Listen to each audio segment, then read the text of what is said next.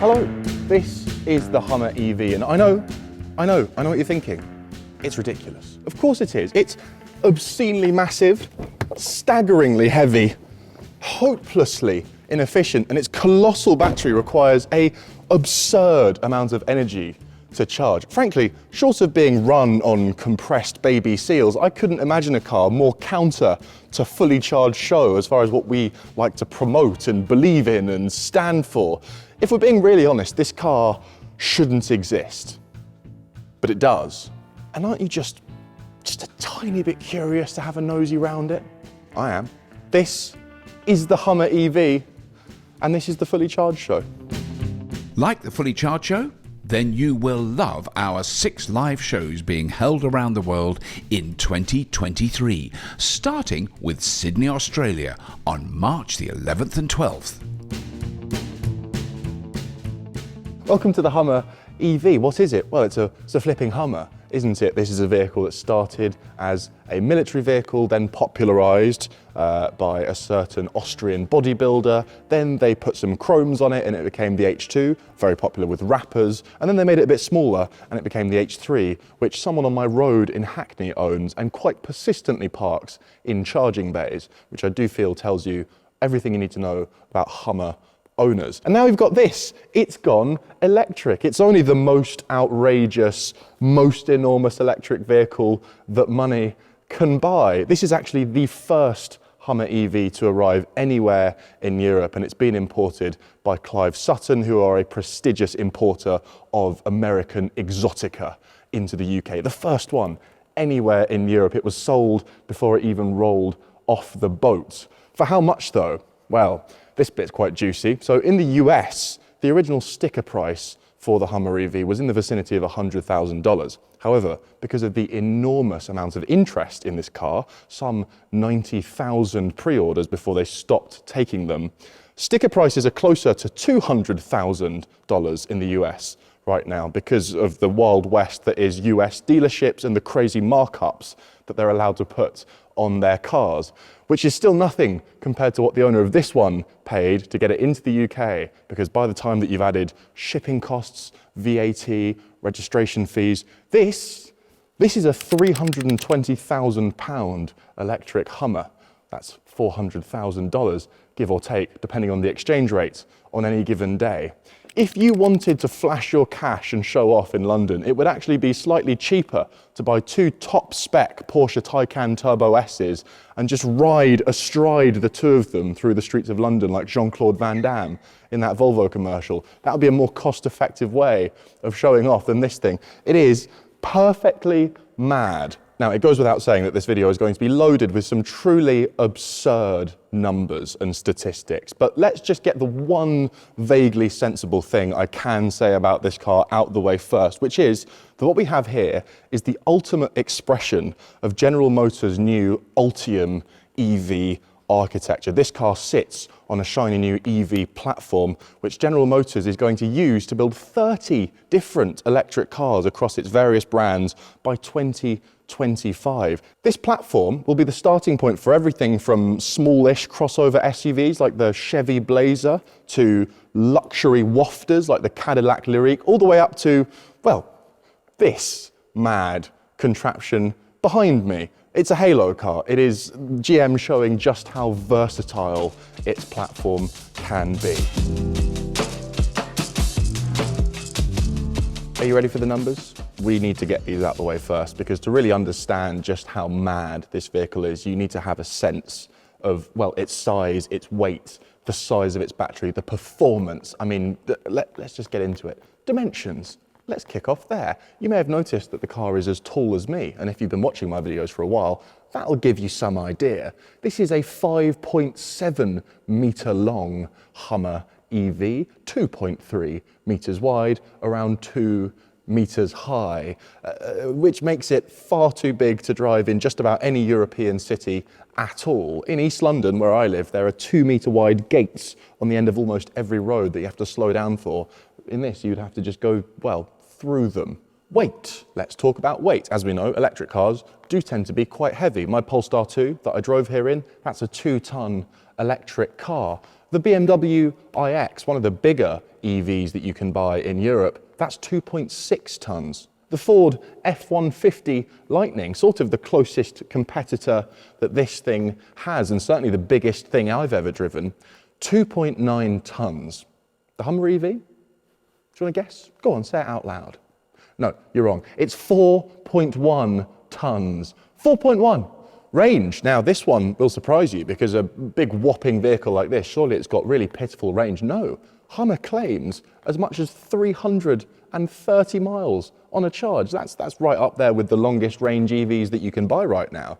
And you might hear that and think, oh, well, it must be incredibly efficient. It must have tiny, frugal, cleverly designed motors. No, it doesn't. It's got 1,000 horsepower from its tri-motor setup. Efficiency is not the reason that this thing can do 330 miles. A big battery is the reason it's able to do that. And I say big, I mean big. 212 kilowatt hours. Now, let's just do some quick maths there. Let's say that this thing really can do 330 miles real world on a charge from that 212 kilowatt hour battery. That would be an efficiency figure of 1.5 miles per kilowatt hour. I suppose that's fitting considering the Hummer H2 famously did roughly 1 mile to the gallon. If anything, they've improved on their efficiency as a brand. But the most ridiculous number of them all is the acceleration figure, because this 4-ton electric truck goes from 0 to freedom miles an hour in 3.5 seconds.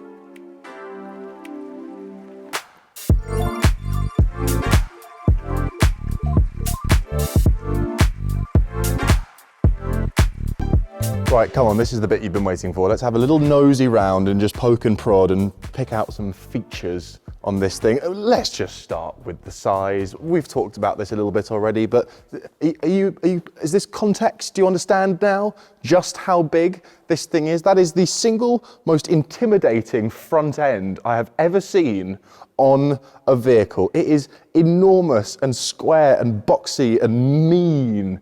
Andy's just said to me off camera, can you believe that this isn't a concept? And that's exactly right. You look at this and you think, no way. No way is that an actual thing that you can buy. It is. They've already built several thousand of them. So what have we got? We've got this light bar across the front. This is purely homage to the old Hummers. Really, really cool. We've got that H design in the corners here, the light up Hummer badge. These are actually the functional headlights down here, by the way. This is all just for show. We've got a frunk. Do you want to see the frunk? It's a little sneaky button for it just hidden under there. Frunk pops up electronically, of course. And look at that. That's a nice big old frunk, potentially not quite as cavernous as the one on the F-150 Lightning, but really, really big. And like the F-150, no lip, so you can just lift stuff into there really easily. And this is nice to have in a pickup truck, isn't it? Because it's covered, so you're not going to get your shopping nicked, which is always, I think, a risk with open bed trucks. It's always a thing that we Europeans are very confused by. How do you trust the world that much to just have your belongings chilling out in the elements? I digress. How cool is this bag that comes with the launch edition car, by the way, with the Hummer EV branding? I'm going to steal this when no one's looking. Headlights, by the way, have a few really cool tricks. You've just seen that there. These outer DRLs become the indicators when you're indicating, but they will also show your state of charge when you're plugged in, which is just a really unnecessarily cool feature. One of many on this truck. Look at these tow hooks. Normally, if you see something like this on a big SUV, you kind of just think, oh, that's just for show. That's just to look tough. No. You could dangle this thing off a cliff by one of these. It's got 2 of them, so that when you're doing extreme off-roading, well, if you find yourself in a bind, you can sort of wrap yourself around a very large tree by a length of rope and pull yourself to freedom. And this thing is no joke when it comes to off-roading. It is freakishly capable when it comes to off-road driving, and that is evidenced by the big tow hooks, by these monster custom knobbly Goodyear tires. It's got underbody armor to protect you from big jagged boulders. It can have up to 12 inches of ground clearance in its off-roading mode. We've got locking diffs front and rear. We've got independent suspension front and rear.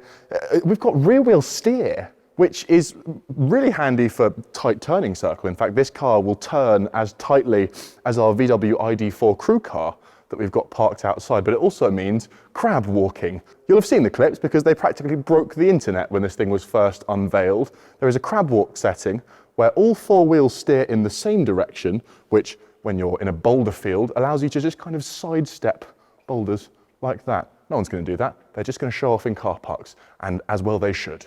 Another thing, incidentally, that makes this a monster off-road, very good approach and departure angles. You'll see there's very little car in front of the front tyre. And did you see how long it took me to walk from the front to the back just then, by the way? Did you notice that? Again, not very much car overhang at the back. It's an unexpected advantage of that bespoke EV architecture, and the long wheelbase is excellent approach and departure angles, which means if you're driving down a very, very, very steep slope, the wheels will hit the bottom before your nose. That's a good thing if you're an off-roading type.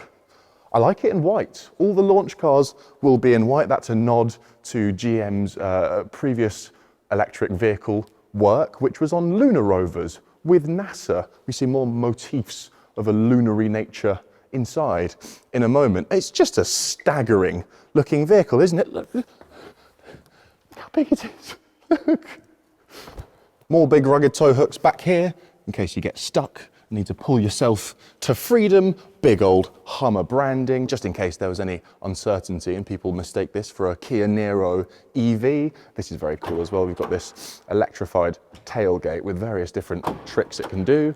That pops down, that pops down. There's your step.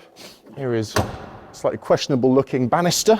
Up I go into the bed, which is pretty blooming big. It's not colossal for a truck this size, but you can get quite a lot of stuff in here. This one's been spec'd with the spare tyre, which, standing next to it, you really do appreciate what a monster that is. Good Lord, that's a lot of tyre. Lots of power points in the back, lots of tie-down hooks, but this is my favourite thing. Come a little closer, Andy. This is a little sound system just for playing tunes at the cookout, at the barbecue, at the pre-game, at the lakeside. Look, you've got an aux port, you've got your Bluetooth speaker, and you've got your controls. Speaker's just there. That is so cool. Quick note on this general area, a couple of interesting details here. First, just note how shallow that windscreen is compared to the general enormity of the vehicle. Visibility is not going to be A1. Also, 3 windscreen wipers. Never seen that before. That really does speak to the width of this thing, doesn't it?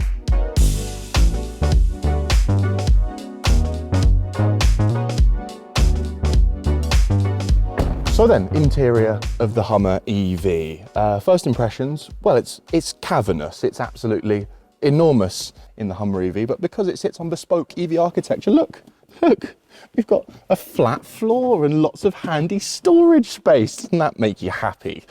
Design-wise, very rugged, very off-roady. We've got these incredibly squared off screens, one in front of me, one in the center here. I'll turn the car on so you can see some of the bonkers animations that this screen does. And it beeps a lot, so I'll put my seatbelt on. Safety first.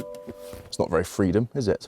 What have we got here? So I think we'll start on the screen because this is really fascinating. This is the new operating system that we're going to see across all GM cars. Really slick, really responsive, and just has some crazy cool stuff on it. This is, of course, an off-road beast, and as such, there's a lot of off-roading features to play with. I can see my pitch here, I can see my G-force, I can connect and disconnect my diff, so I'm not going to do that right now. And then, as far as cameras, well, we've got 1 million of them. We've got 1 million cameras. We've got under the car. Oh, we've got under the car cameras. I can see my bed, just in case someone tries to jump in it while I'm driving along. We've got wheels from every angle. I've never seen a more comprehensive coverage in terms of cameras on a car. I think you could shoot an entire movie just using the cameras on this car. In fact, maybe we should do that for a subsequent video. This is fairly outrageous. Have a look at these animations as we flip between the various drive modes. Yeah, that's straight out of a video game. Cameraman Andy, I believe, was actually playing Call of Duty last night in research for this shoot because the Hummer is in the new COD game, and it looks like the new COD game is in the new Hummer. Having a look at this, it's pulling a spaceship. If I put it into tow mode, it's pulling a spaceship. There's a real sense of humour about the design of this car, I have to say, and I really do like that. You can't do something like this seriously. You have to do it tongue-in-cheek because it's way too ridiculous to be a serious thing. What else?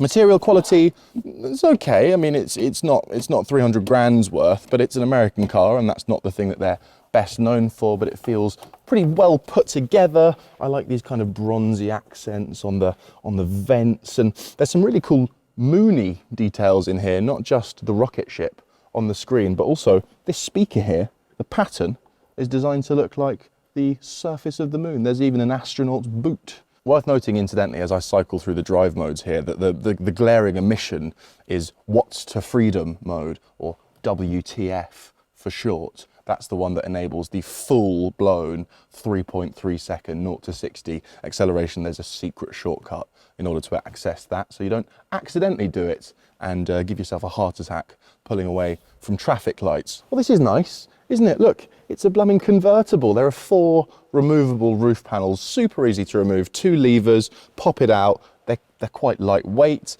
and best of all, they all fit inside that frunk. A lot of the time with cars that have kind of physically removable roofs, there is nowhere to put them, so you've just got to gamble on the weather when you leave. Not the case in the Hummer EV. This crossbeam comes off too, but that's a screwdriver job, so I wouldn't really bother.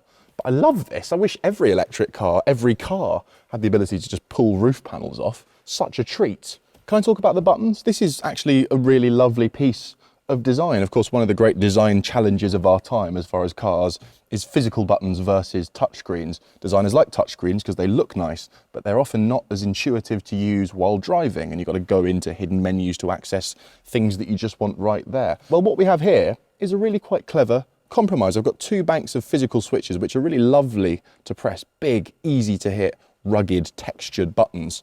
But what they do changes when I hit one. So if I hit this one, which controls my seat heating and cooling, now the 2 next to it are for seat heating and cooling, whereas before they controlled the AC.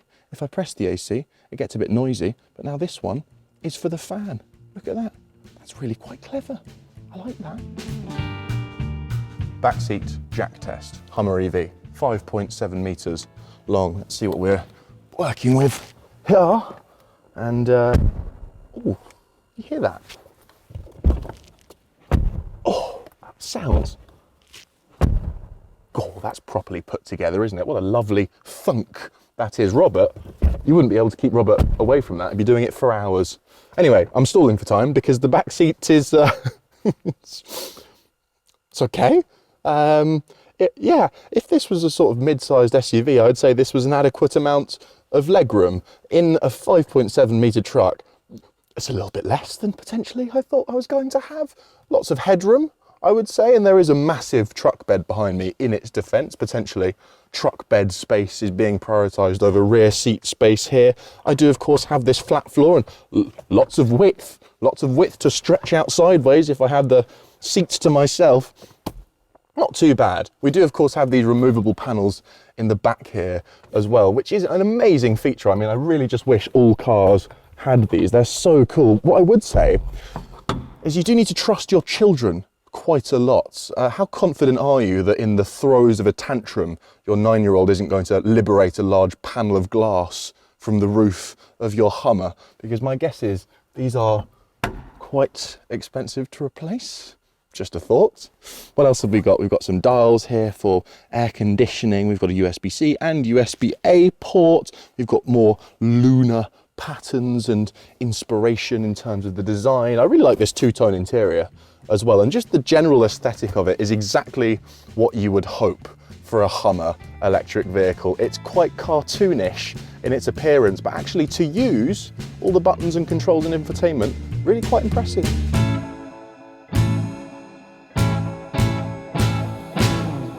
So, first impressions of this bonkers contraption, the Hummer EV. Well, it's mad, it's enormous, it's all the things that you thought it was going to be. My bosses made me promise that if I was going to cover this car for the channel that I'd be mean about it, and I kind of talk it down and discuss how ridiculously inefficient it is, and it absolutely is all of those things without question. It's an absurd vehicle. This is not going to play a key part in our electric future.